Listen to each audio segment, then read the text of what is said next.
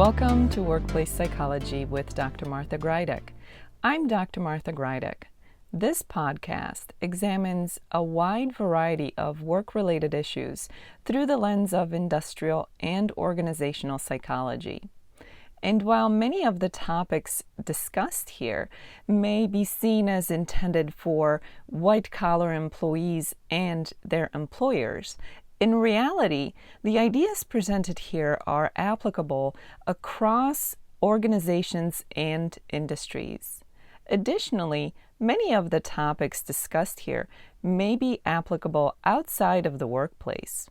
I encourage you to examine what's presented here, apply what makes sense to you, and simply discard the rest.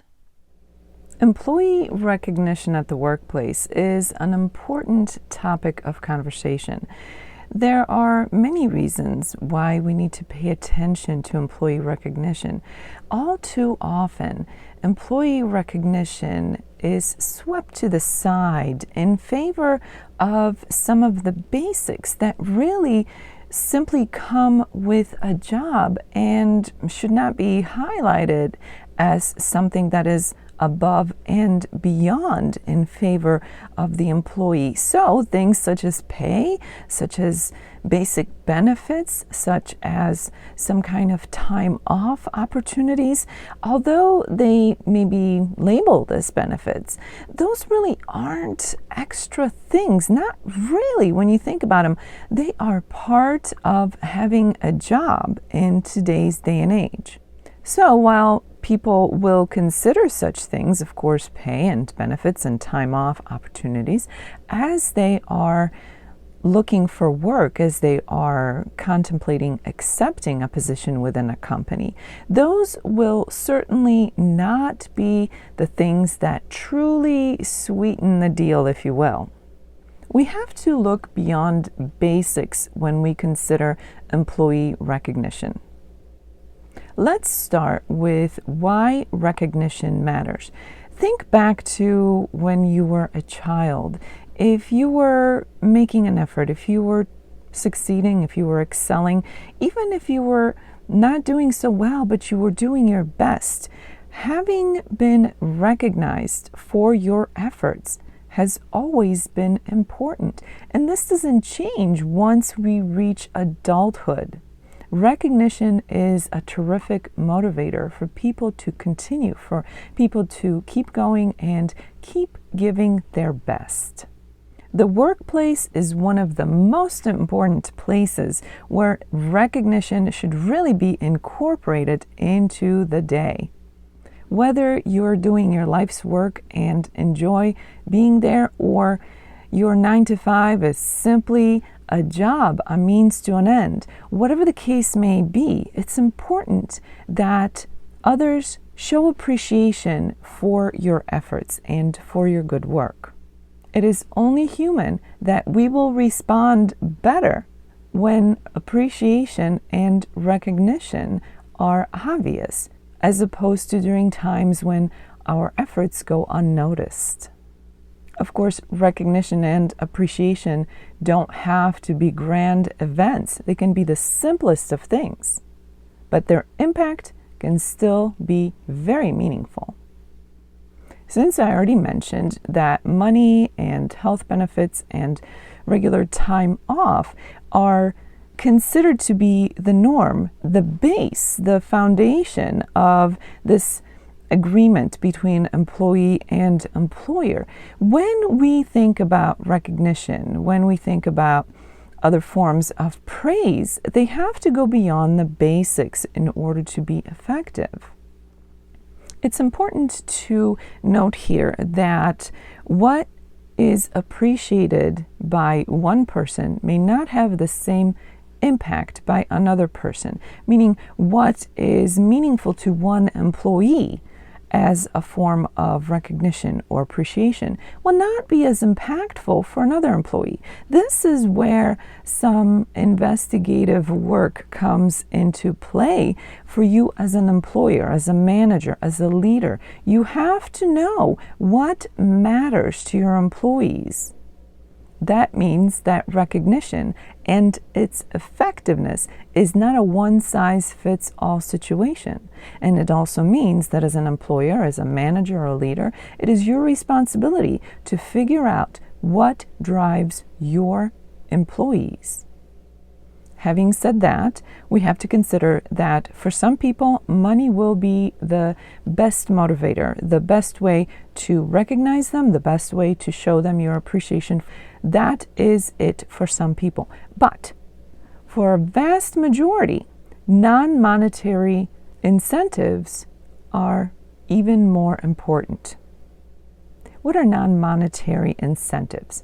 It could be a wide variety of things. And again, it may vary from one individual employee to the next. So it's important to be aware of what will work, what will be actually understood as an incentive, what will come across as an incentive and motivate for employees to continue giving their best, doing their best work.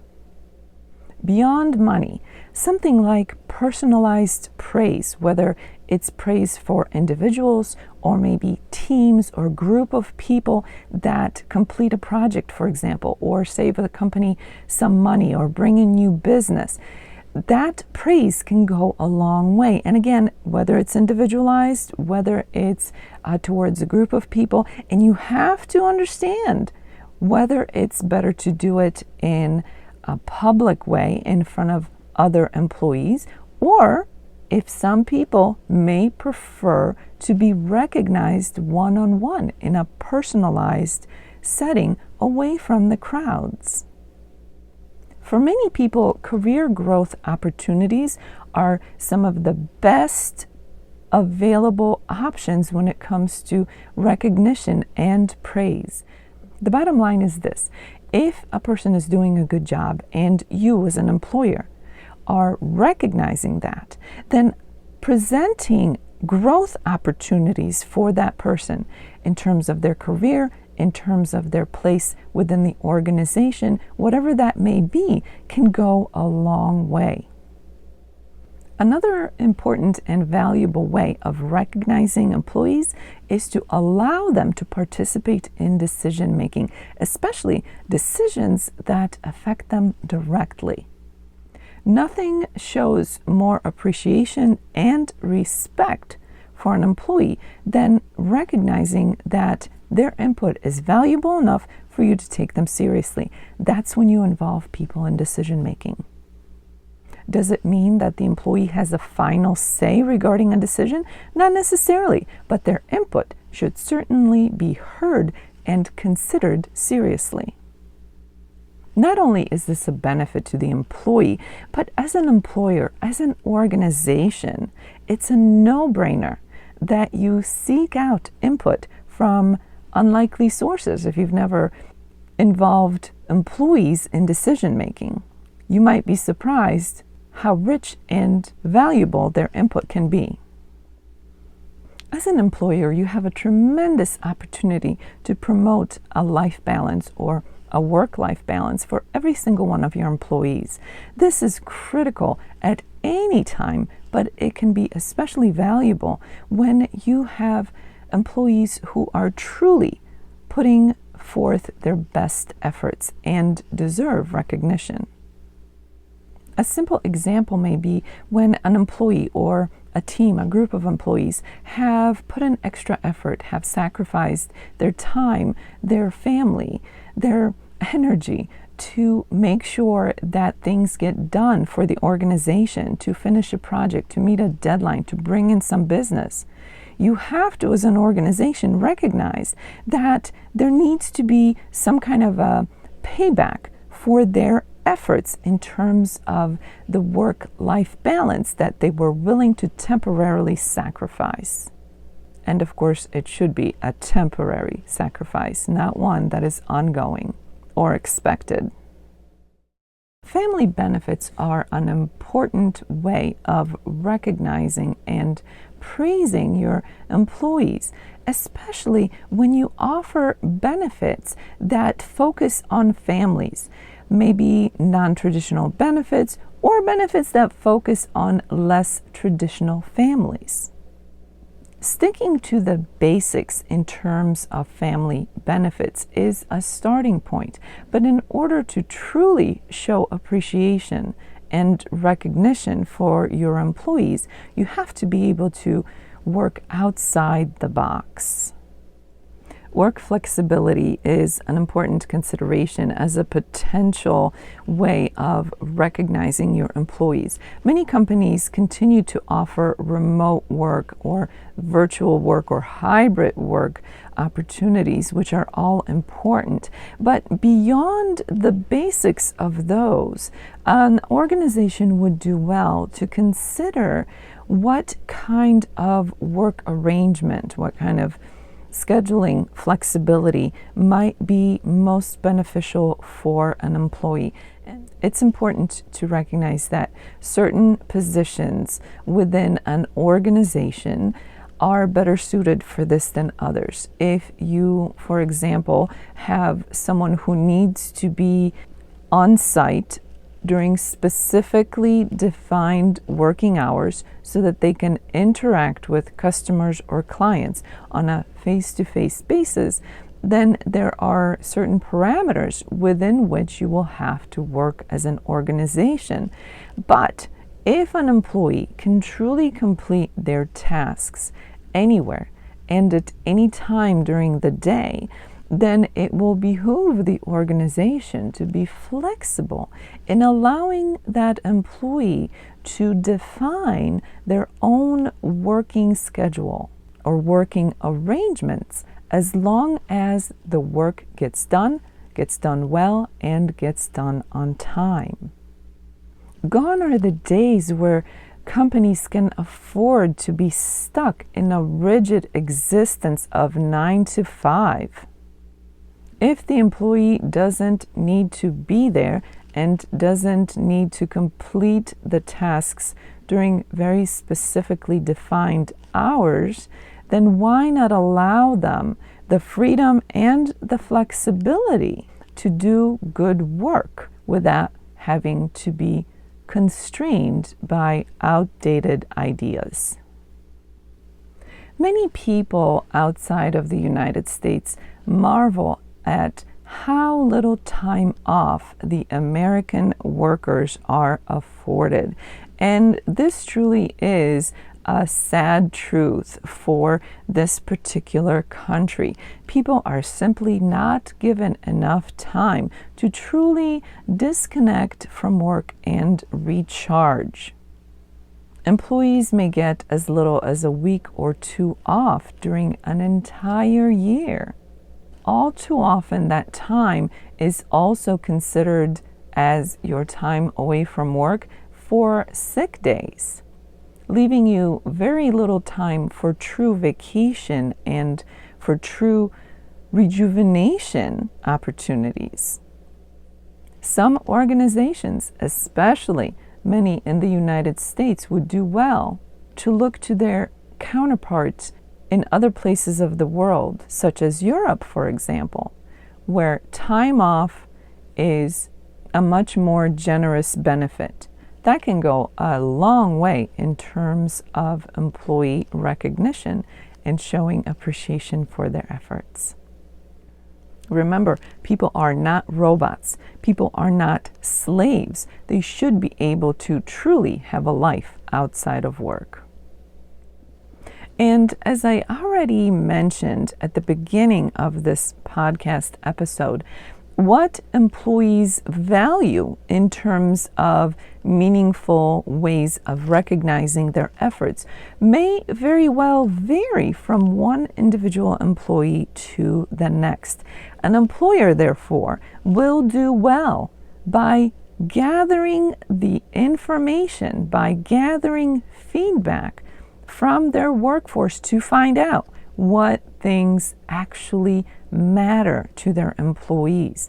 Now, you may say to yourself, if different people value different things more, different ways of being recognized more than others, how can an organization accommodate everyone? It's not as complicated as you may think. If you collect enough information to have a good understanding of what your workforce is actually looking for in terms of what's most valuable to them, then you can offer multiple options to accommodate most, if not all, of your employees. Does it mean that everybody gets all of the benefits? No, no more than everybody would get all of the same benefits in terms of recognition. But if you provide a number of choices and allow employees to select those things that are more meaningful or most meaningful to them, you are that much closer in creating a truly happy workforce where they can actually feel recognized and appreciated for their efforts. And if, as an employer, you still feel overwhelmed by that very idea, no need. You can simply work with a third party to come in and help you to conduct a survey and to then provide the kinds of benefit choices or recognition and appreciation choices that will truly speak to your workforce. As always, industrial and organizational psychologists are an excellent choice for such a task. As with so many things in life, consistency and authenticity are key. If you want your employees to truly feel appreciated, to truly feel recognized for their efforts, you have to be consistent in recognizing them. And authenticity does matter. People can see through fake efforts or fake displays much quicker than many may even realize. So don't waste your time or theirs if you're not going to be authentic, because that will have the opposite effects. You will cause your employees to lose motivation and perhaps not give the same kind of efforts that they have in the past. The other thing to consider for an organization is the importance of creating and fostering the kind of culture that focuses on recognition and appreciation.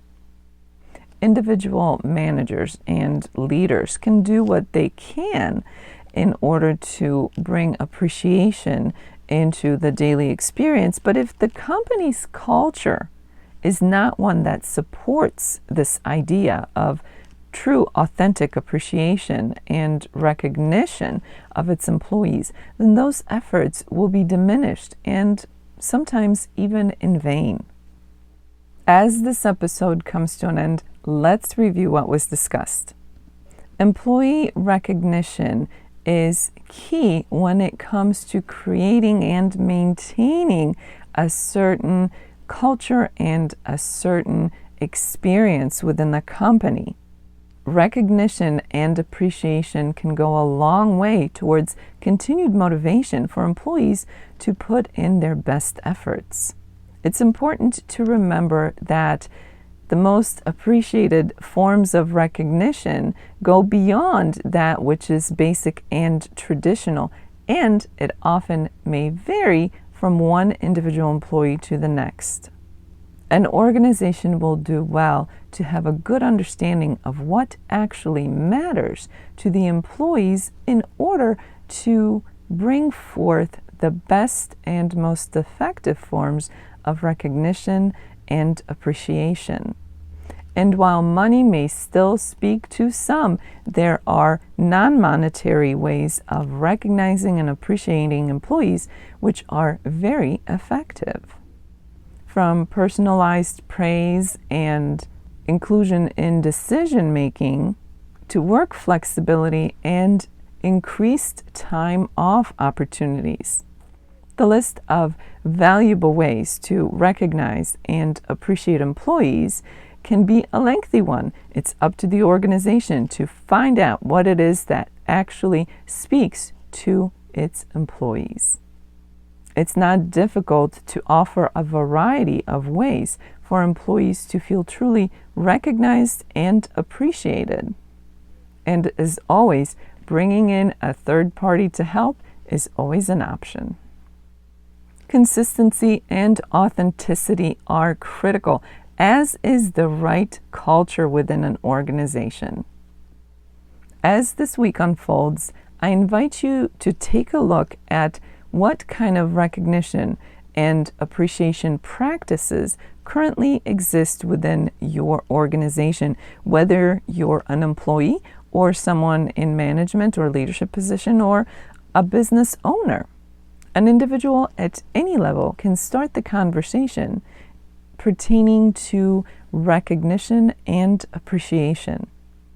But I will say that the bulk of the responsibility here falls on the organization. Don't wait for your individual employees to bring up ideas pertaining to how you can recognize them in meaningful ways. Be proactive.